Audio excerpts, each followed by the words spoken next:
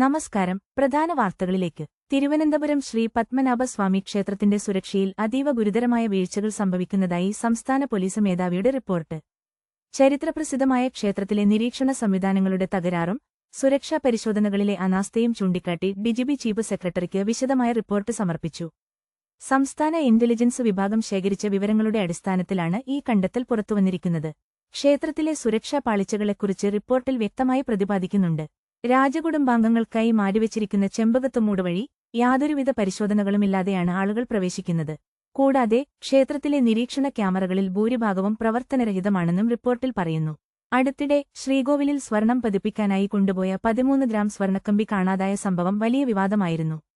ഇതിൽ CCTV ദൃശ്യങ്ങൾ പരിശോധിച്ചെങ്കിലും ക്യാമറകളുടെ തകരാർ മൂലം വ്യക്തമായ തെളിവുകളൊന്നും ലഭിച്ചില്ലെന്ന കാര്യവും റിപ്പോർട്ടിൽ പ്രത്യേകം ചൂണ്ടിക്കാണിക്കുന്നുണ്ട്. വാർത്തകൾ വേഗത്തിൽ അറിയാൻ ഞങ്ങളുടെ ഈ ചാനൽ സബ്സ്ക്രൈബ് ചെയ്യാൻ മറക്കല്ലേ. കൂടുതൽ അപ്ഡേറ്റുകളുമായി വീണ്ടുമെത്താം.